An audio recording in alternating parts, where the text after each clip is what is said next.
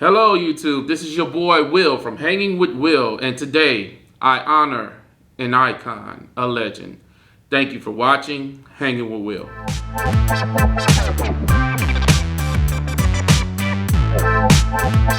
All right, YouTube. Have you guys ever been interested in sci-fi, just the genre as a whole?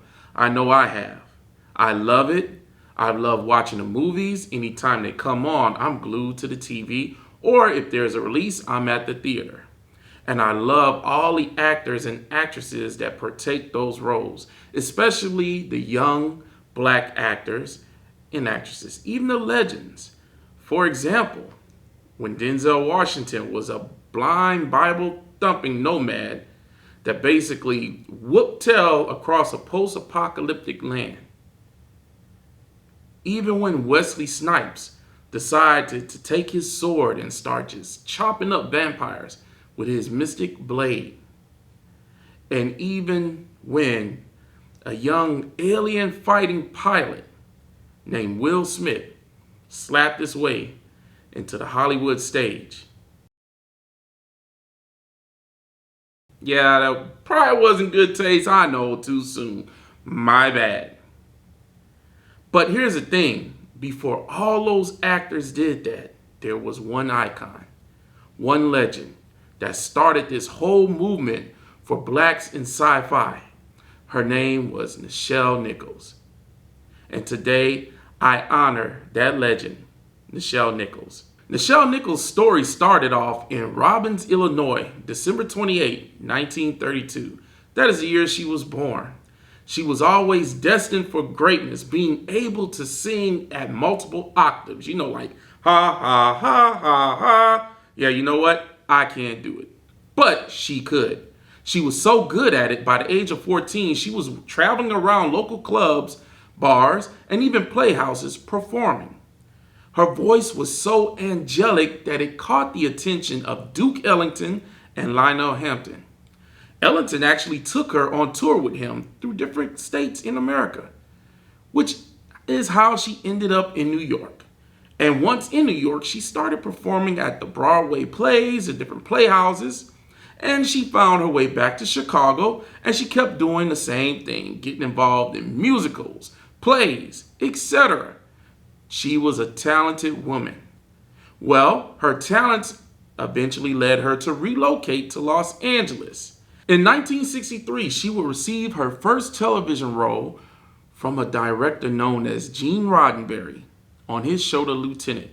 The Lieutenant was a military drama, and although she only played in one episode when she appeared as the fiance of a black private trying to help him get his life together, help him stay out of trouble so that they can maintain, even though times were hard, she slayed that role.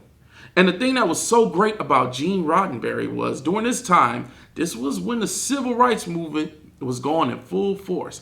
Blacks were being treated very horribly in certain regions of the United States. But he tackled this and he brought this into film. And she starred.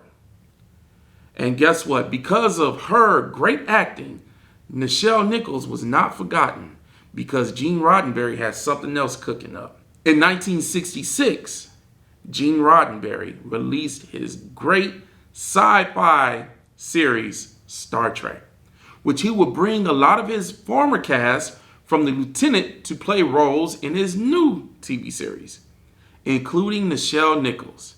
Now, originally, he hired Nichelle Nichols to be the female lead, and she was going to play the role of Sulu. That sounds like a big problem, because that word Sulu rhymes with Zulu. And imagine this, we're dealing with the civil rights movement. I have a black female playing a Zulu in space. That wouldn't have made it. But fate will have it that Nichelle Nichols was reading a book called Uhuru, which kind of enthralled Gene Roddenberry. Nichelle Nichols explained to Gene Roddenberry what the word Uhuru meant. It's a Swahili word that means freedom. That fascinated Gene Roddenberry, and right then and there, a light bulb went off in Gene Roddenberry's head. And that's how we got the character, Lieutenant Uhura. And she was groundbreaking. She was a pioneer. She meant a lot for a lot of people. She meant so much that even the great Dr. Martin Luther King spoke to her. Now, she informed Dr. Martin Luther King that she only intended to play Lieutenant Uhura for one season. She wanted to get back to her musical roots. But Dr. King was like, hold on. You are too important. A, I'm a Trekkie, and this is the only show I allow my children to watch on TV. B, you're very, very iconic. For the first time, we have a black actor or actress who played a title role where a black character was not stereotypical. She was an equal. She was an officer, and that meant a lot.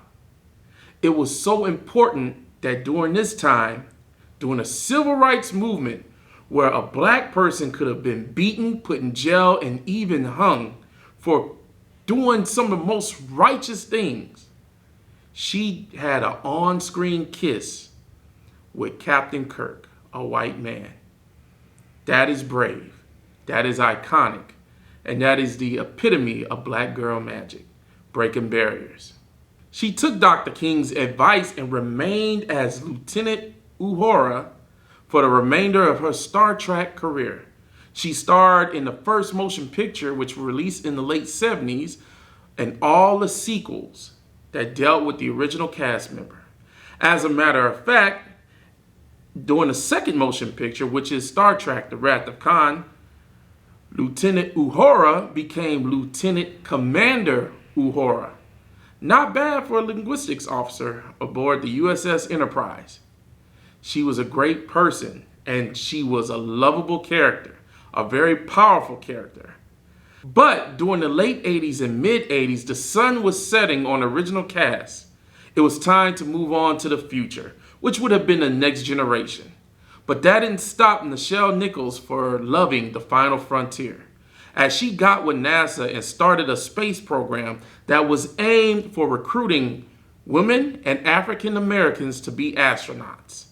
This program led to the recruitment of the first female astronaut, Sally Ride, as well as the great Ronald McNair. And finally, it led to the first African American woman to travel through space, Dr. Mae Jemison. Her passion for the final frontier went beyond the recruitment of female and minority astronauts. Nichelle Nichols herself flew aboard NASA's Stratospheric Observation Aircraft, which is a high-altitude airplane that studies the surface of Mars and Saturn. She did this in 2015 because she loved the final frontier. And even though her time as Lieutenant Commander Uhura came to an end, that did not stop her love for Star Trek. She'd appeared at various comic fests, fan fests, film fests, conventions, and she would gladly get into conversations with her fans, with her Trekkies, about Star Trek. As a matter of fact, she was a Trekkie herself. Well, how do you figure? She was just the actress. No, she was actually very interested in the lore.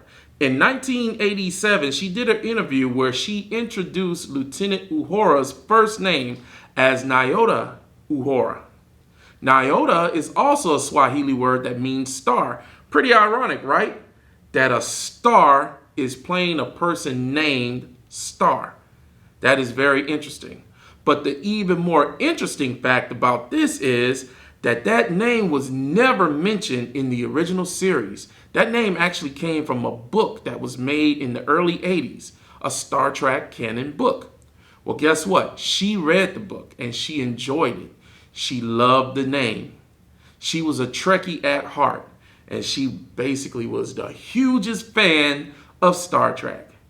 She inspired a nation of individuals to go on and become actors, to act in sci-fi, even the future of Star Trek.